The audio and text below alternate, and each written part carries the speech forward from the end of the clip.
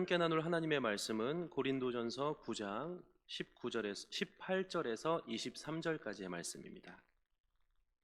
고린도전서 9장 18절에서부터 23절까지의 말씀 함께 나누겠습니다.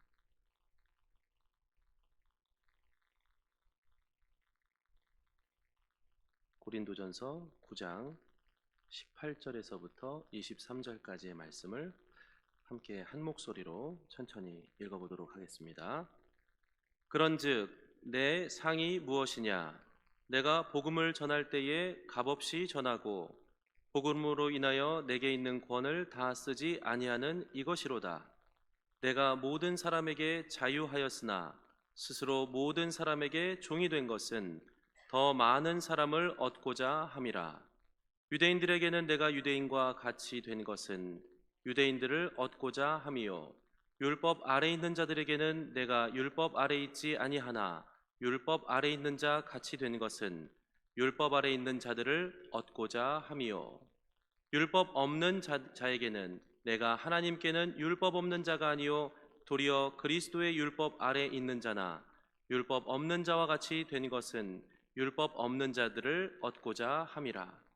약한 자들에게는 내가 약한 자와 같이 된 것은 약한 자들을 얻고자 함이요, 여러 사람에게 내가 여러 모양이 된 것은 아무쪼록 몇몇 사람들을 구원코자 함이니, 내가 복음을 위하여 모든 것을 행함은 복음에 참여하고자 함이라. 아멘.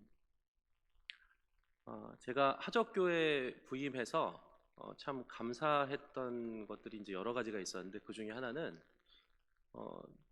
제가 이제 그 청년부 예배 첫 설교 때 본문을 잡았던 본문이 그날 담임 목사님 본문이랑 같았고요. 그 다음 주에도 같았고, 또 오늘 지금 함께 나눈 본문도 2주 전에 담임 목사님께서 설교 시간에 언급하셨던 본문이죠. 하나님께서 같은 교회에서 동역하고 있는 사역자들에게 왜 같은 말씀에 관심을 갖게 하실까? 그것은 굉장히 의미가 있다고 저는 생각을 합니다. 오늘 함께 나눈 본문을 간단하게 이야기하면 그런 거죠. 내가 복음을 전하기 위해서는 수단과 방법을 가리지 않고, 그렇다고 단순하게 불도저식으로 밀어붙이는 것도 아닌, 섬세할 때는 섬세하게, 또 대상에 따라서는 조금 다른 방법으로 할 수 있는 모든 것을 동원해서 내가 복음을 전하겠다. 이런 내용 아니겠습니까? 그러면 이제 어떠한 상황이길래 제가 또 이 본문을 여러분들에게 다시 한번 소개하면서 사랑전쟁 2라고 하는 제목으로 설교를 전하는지, 그 이야기를 좀 한번 나눠보겠습니다. 눈에서 멀어지면 마음도 멀어진다라는 말이 있죠. 여러분들 다 동의하십니까? 장거리 연애에 성공하는 케이스가 많지 않죠. 그리고 기러기 가족들이 있습니다. 기러기 아빠도 있을 수 있고 기러기 엄마도 있을 수 있어요. 그런데 분명히 한쪽에서 굉장히 수고해가지고 보내주는 무언가를 가지고 그 먼 곳에서 또 목표한 바를 이루기 위해 노력하고 있을 텐데, 모두가 노력하고 있는 이 상황이지만 아름답게 결론이 나지 않는 때가 많이 있습니다. 물론 그렇다고 해서 모든 기러기 가족들이 다 좋지 않은 상황으로 결말을 맺는 것도 아니고, 모든 장거리 연애를 하시는 분들도 끝이 좋지 않게만 끝나는 것은 아니겠죠. 그러면 이렇게 장거리 연애를 하거나 기러기 가족으로 지냈음에도 불구하고 오히려 그 기간이 지나서 더 돈독해지고 견고해진 분들은 다른 어떤 장거리 연애를 했던 커플이나 기러기 가족들보다 무엇을 더 했을까? 어떠한 노력을 더 했을까? 그리고 궁극적으로는 그렇게 노력할 수 있었던 이유는 무엇일까? 그런 질문들을 던질 수 있을 것 같아요. 그러니까 장거리 연애 또는 기러기 가족들은 굉장히 큰 핸디캡을 가지고 있지만, 노력을 통해서, 시의적절한 노력을 통해서 오히려 더 견고하게, 그 과정을 거치지 않고 순탄하게 지내온 커플이나 가족들보다 더 견고하고 든든한 그런 가족을 세우고 가정을 꾸리고 했다는 사실을 여러분들에게 좀 미리 말씀을 드립니다. 그리고 이 물리적인 거리뿐만 아니라 뭐 부부끼리도 엄청난 거리가 있을 수 있죠. 가까이 있지만 너무 먼 당신이 있죠. 뭐 제가 이제 청년부 사역자니까 저는 이제 청년부 사역자로서의 어떤 정체성을 가지고 여러분들을 이제 주로 대할 텐데, 그럼 제 입장에서 지금 누구를 이야기를 하는 걸까요? 가까이 있지만 너무 먼 당신들은 누굴까요? 우리에게 있어서 자녀 세대들, 자녀 세대. 문화적으로, 사회적으로 사실은 하저리를 중심으로 뭐 향남이나 남양이나 봉담이나 이런 지역에 있지만 그들이 주중에 거주하는 곳은 대학가 혹은 도심지에 있는 회사들이잖아요. 그렇죠. 그리고 지금은 사실은 어떤 지역적인 한계를 미디어가 다 허물어뜨려 버렸기 때문에 미디어를 접하고 있는 20대, 10대, 30대들의 어떤 사회적인 문화적인 변화의 속도는 굉장히 빠릅니다. 그렇기 때문에 여기 계신 분들은 좀 웃으실 수도 있지만 한 테이블에서 식사를 하는데 그래봐야 20대 후반, 20대 초반 정도 나이 차이예요. 여기서도 세대 차이가 한 두세 단계 있는 것 같아요. 고린도전서 1장 10절 말씀에 이렇게 나와 있습니다. 너희 가운데 분쟁이 없이 같은 마음과 같은 뜻으로 온전히 합하라 라는 말씀이 있어요.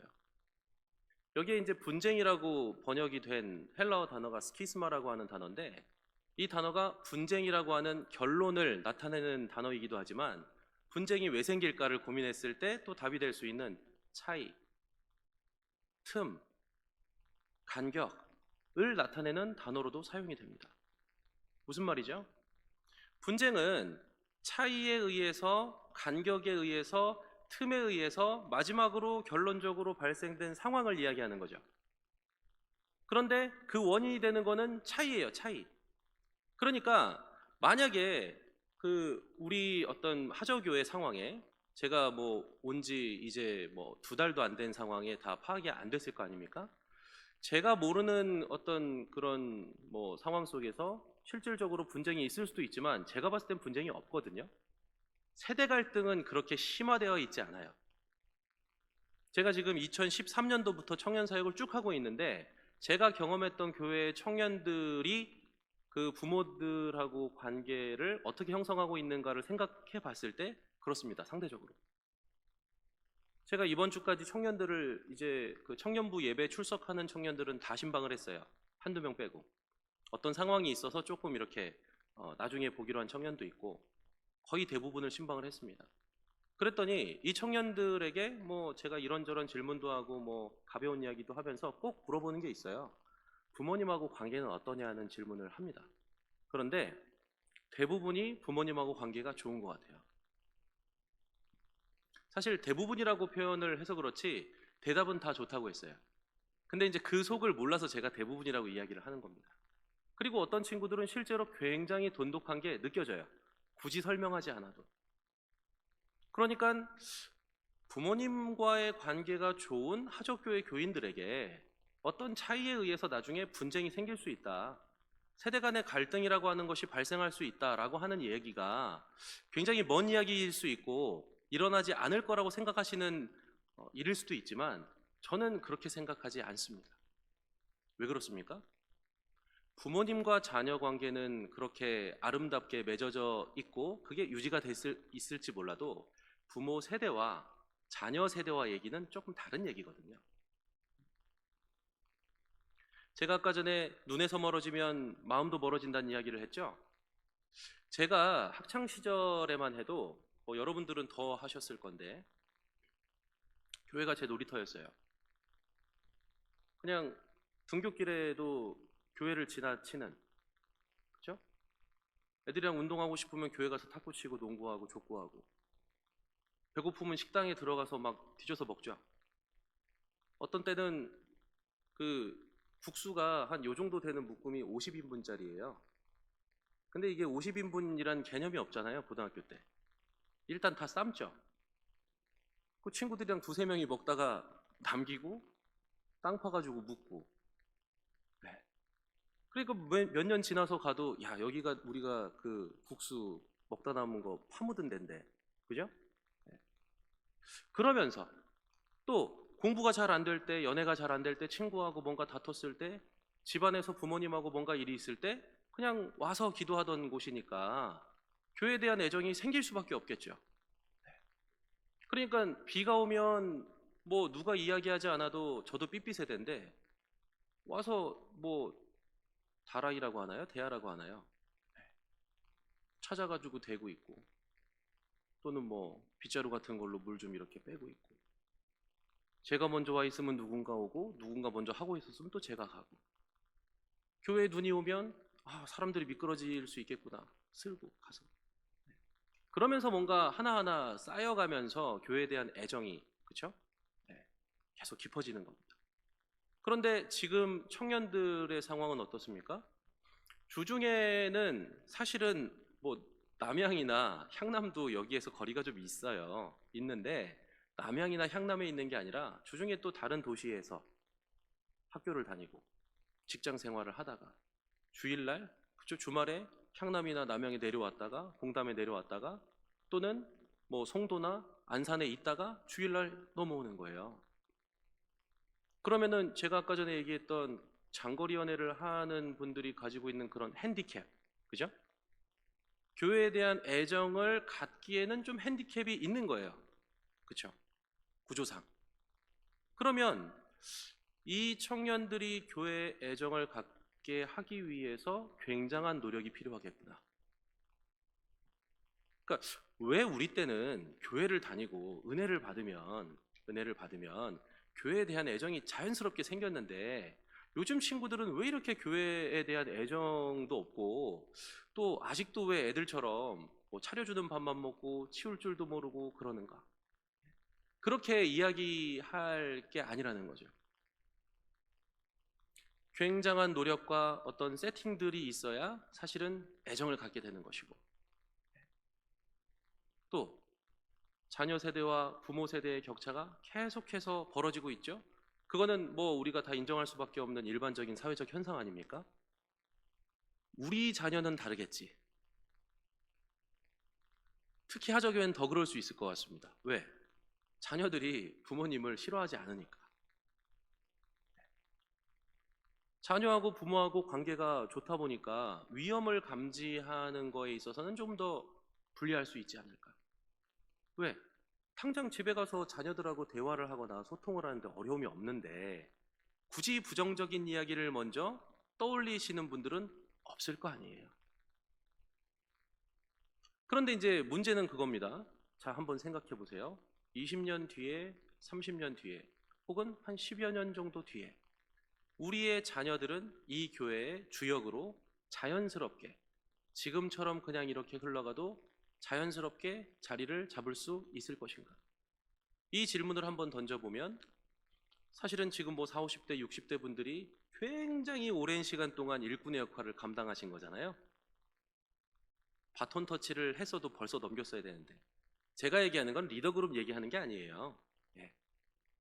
일반적으로 뭐 이런 저런 일들, 제가 지난번에도 보니까 그 예초기 돌리고 하는 작업을 할 때 청년들은 아예 그냥 뭐 고려의 대상이 아니잖아요. 뭐 그 자체가 잘못됐다라기보다는 자연스럽게 10년, 20년이 지나면 그 친구들이 이 교회의 주역이 될 거라고 하는 것은 조금 어, 여유로운 생각 같다는 말씀을 드리고 싶은 거예요. 교회에서 분열이 생기는 거, 눈에 보이는 것에 대해서 대처하는 것은 누구나 그렇게 반응을 하게 되죠. 그런데 문제는 뭐냐? 제가 2월 달에 허리 디스크 수술을 했거든요. 제가 디스크 수술하기 전까지만 해도 작년 6월에 그 보디빌딩 대회 준비를 할 정도로 운동을 열심히 하던 사람이에요. 터지기 전까지는 내구성이 굉장히 강합니다. 그런데 터지고 나면요, 그거를 유지하기도 힘들어요. 완치라고 하는 개념을 찾기가 참 어렵습니다. 그러니까 지금 우리가 뭔가 급하지만 중요한 일, 이미 분쟁이 벌어진 것을 좀 아물게 하고 연합하려고 노력하는 것도 굉장히 중요한데, 급하지 않은 것 같지만 중요한 일, 아직은 뭔가 자녀 세대와 부모 세대의 갈등이 심화되지 않은 지금부터 그 중요한 작업에 힘을 쏟지 않으면 어느 순간 돌변한 것 같은 태도를 경험하실 수 있다는 얘기예요. 교회 나오는 게 좋아요. 지금 청년들이 제가 만나보니까 화조교회를 좋아합니다. 애정도 있고. 그런데 그 청년들에게 어떤 책임이라고 하는 짐을 지어줬을 때도 같은 반응일까? 그거는 좀 생각해 볼 일이에요. 지금은 대부분의 책임을 부모님 세대가 다 지고 있으면서 정말 나와서 예배만 드리면 되는 상황으로 다 노력을 해주셨잖아요. 그렇기 때문에 교회 나와서 스트레스 받을 일이 없죠. 그런데 만약에 그들에게 지금 상태로 그냥 시간이 흘렀다고 해서 책임이라는 것을 어깨에 얹게 된다면 과연 그들은 어떻게 반응할 것인가? 일어나지 않았지만 일어날 것이 거의 확실시되는, 왜? 우리는 굉장한 격차와 차이를 가지고 있기 때문에. 격차와 차이를 좁히려고 노력할 필요도 있고, 그게 힘들다면 사실은 차이는 있지만 함께 갈 수 있는 그런 방식을 또 우리가 터득을 해야 되겠죠. 저희 우리 부장님도 나와 계신데, 부장님께서 첫 미팅 때 저랑 도대체 청년부 부장의 역할이 뭡니까? 그렇게 물어보시더라고요. 그래서 제가 뭐 이런저런 얘기 하다 그랬어요. 예전에는 밥 잘 사주는 청년부장이 있으면 청년회가 부흥을 했습니다. 왜? 잘 못 먹던 시대니까. 근데 이제 지금은 어떻게 하든지 청년들하고 대화할 수 있거나 아니면 뭐 막 친하지는 않더라도 옆에 있는 게 어색하지 않는 어떤 그런 분으로 옆에 있어주는 게 참 중요할 것 같다는 이야기를 했어요. 청년들과 이 부모 세대에 보이지 않는 어떤 격차와 차이, 이것을 방치하고 또 그것을 좁힐 어떠한 계획도 세우지 않는 것 역시도 제가 지난주에 말씀드렸던 분열을 방치하면서 이룰 수 있는 거룩은 없으며 자발적으로 사랑하려고 하는 어떤 의지를 갖지 않는 사람이 하는 모든 신앙적 행위는 의미가 없다 하고도 같은 맥락이 될 수 있을 것 같습니다. 화저교회 성도들 대부분이 모여있는 예배 시간에는 나누기 조금 적합하지 않은 내용일 수 있어요. 하지만 화저교회를 위해서 기도하시고 화저교회의 어떤 핵심적인 신앙적 역할을 감당하시는 여러분들이 이러한 기도에 어떤 동참하지 않고 그런 것에 대한 관심을 시작하지 않으면 또 여기 계신 분들 중에 몇몇 분들은 실제 청년들의 부모시잖아요. 그러니까 저는 좀 그런 생각을 해요. 어느 순간부터 친구 집 놀러 가는 게 끊겼어요. 그렇죠? 저는 좀 친구들을 좋아해서 그 고등학교 1학년 때인가 카운트를 해보니까 친구 집에서 잔 게 100일이 넘더라고요. 이 친구 집에 가서 자고 또 저 친구 집에 가서 자기도 하고 또는 친구들 불러다 교회에서 자기도 하고. 그러니까 친구 부모님도 약간 우리 부모님 같은 느낌이 있죠. 지금은 뭐 어떤 안 좋은 의도가 있어서 그런 거를 안 하신 건 아니지만, 그렇죠? 네. 약간 그 내 자녀 외에는 조금 거리가 더 있잖아요, 과거보다. 뭐 어떤 분들은 그거를 조금 좁혀보려고 노력하신다든지. 사실 뭐 제가 답을 알겠습니까? 저는 부모님들께서 자녀들의 어떤 학업이라든지 또는 뭐 여러 가지 것들을 전문가에게 맡기지 마시기를 권하는 편이에요. 왜냐면 여러분들 보세요. 어떤 회사가 있는데 컨설팅을 받습니다. 그러면 회사의 뭐 재무 구조부터 시작해가지고 뭐 기술 개발에는 어떠한 노력을 하고 있으며, 그죠? 조직은 어떻게 구성이 되어 있고 조직을 운행하는 어떤 방식은 어떠며 이걸 파악하는데 시간이 굉장히 많이 걸릴 거 아니에요. 그리고 그 컨설팅을 받는다고 해서 모든 게 다 해결이 됩니까? 그렇지 않죠. 굉장히 복잡한 이야기를 하는 거예요. 그런데 제가 지금 말씀드리는 것도 하저교회의 어떤 믿음의 어떤 다음 세대를 세우는 일이잖아요. 그러면 누군가가 그냥 슥 보고 몇몇 청년 만나보고 아, 우리 교회는 이렇게 하면 돼. 할 만한 일이 아니라는 겁니다. 그렇기 때문에 여기 계신 모든 분들이 사도 바울과 같은 그런 태도를 가지고 우리 자녀들이 어떤 신앙적으로 자리를 잡을 수만 있다면 내가 어떠한 일이라도 하겠다. 그 어떠한 일이 남들이 봤을 때 굉장히 적극적인 일만 있지는 않을 거란 말이에요. 어떤 때는 그냥 청년들 옆에 되게 자연스럽게 있을 수 있는 난 한 어른이 되겠다. 이것도 굉장히 좋은 목표가 될 수 있죠.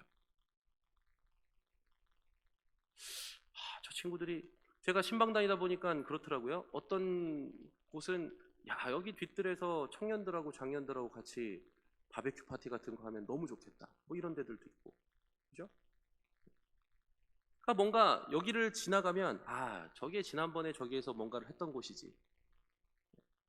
이런 시간들이 좀 쌓여서 하저교에 대한 애정이라든지 또 그렇게 받은 은혜들이 누적이 되어 있어야 누군가를 또 이렇게 섬겨주고 끌어안아줄 수 있는 그런 내공이 또 우리 청년들에게 쌓이지 않겠습니까? 물론 이제 지금 부모 세대 분들이 참 열심히 사셨고 이미 지치실만 한 상황이에요. 왜? 너무 오랫동안 일꾼으로 역할을 하셨기 때문에. 그런데 이제 문제는 그거잖아요. 건축을 하는데 설계만 잘 된다고 건축이 끝나나요? 아니죠. 설계도 잘했고 시공사도 잘 선정해서 토목공사까지 잘 됐어. 근데 코로나가 터졌어. 자재값이 상승을 해가지고 건축이 멈췄어. 그럼 이 건축을 지금 우리가 건축이 다 됐다고 이야기를 합니까? 그렇지 않죠. 네. 교회를 다 짓고 내부 인테리어까지 마치고 그죠? 안전 검사도 다 하고 그래야 아 비로소 집을 다 지었다. 그러면은 이렇게 잘 지어진 집은 어느 정도 가죠? 보통 뭐 한 3, 40년도 가죠. 그러니까 하저교회의 다음 세대들을 키울 수 있는 굉장히 어떤 든든한 터는 잘 세워져 있는 것 같아요. 제가 생각했을 때. 자꾸 하저교회 청년부가 뭐 규모가 작고 시골 아이들이고 이런 얘기를 하시는 분들이 있는데 제가 서울에서만 계속 사역을 했잖아요. 청년 사역으로 매우 유명한 한 뭐 0.1% 안에 드는 몇몇 교회들 빼고는 청년부가 구성되어 있지 않은 교회도 굉장히 많고요. 그리고 청년들을 만나보면 부모님들하고 관계가 안 좋은 청년들의 비율이 꽤 높아요. 그런데 그렇지 않다는 것만 하더라도 굉장히 뭔가 희망적입니다. 네. 그런데 지금 이대로 그냥 두면 알아서 어떤 좋은 믿음의 어떤 후배들이 되고 하저교회를 이어받아서 뭔가 신앙의 어떤 선배로서 역할을 하겠지. 이건 너무 아니라는 생각이라는 말씀을 드리는 겁니다.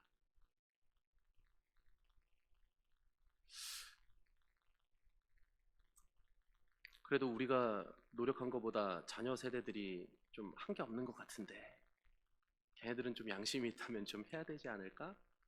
라는 뭐 솔직한 마음이 드신다면 어떤 신앙적으로 조금 더 성숙하신 분들이 일단은 어느 정도 설 때까지는 조금 더 양보하고 함께 손을 잡아주시는 것이 하나님의 방식인 것 같아요. 그래서 정말 신앙생활은 그런 것 같습니다.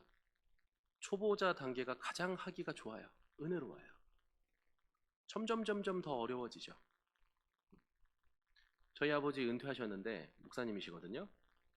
은퇴 이후에 어떤 사람들에게 본이 되는 신앙생활을 하는 게 너무 어렵대요. 왜 그렇습니까? 40년 이상을 목회에 그렇게 애썼는데 나의 공로에 대한 생각을 지워내면서 뭔가 그쵸? 주변 사람들에게 부담 주지 않으면서 신앙생활 하시는 게 쉽지가 않으시대요. 그러니까 신앙생활이라는 건 뭡니까? 가면 갈수록 쉬워지는 거예요? 가면 갈수록 어려워지는 거예요? 저도 이 중간자의 입장에서 부모 세대와 자녀 세대 중간에서 여러분들에게 이런 요청을 드리는 게 참 민망하고 죄송스러운 마음도 있어요. 그래도 자녀 세대보다는 좀 근거리에서 봤잖아요. 어떻게 살아오셨는지를. 음. 하지만 집이 완공될 때까지 우리가 방심하지 않고 정말 든든하게 세워나갈 때 하나님께서 우리의 그 노력을, 우리의 그 공로를 그날에 하나님의 나라에서 다 갚아주실 것을 좀 소망하면서 저희가 사도 바울의 마음으로 그렇게 살아가시기를 주님의 이름으로 소망합니다. 이 시간 함께 오늘 나는이라는 찬양을 하실 텐데요.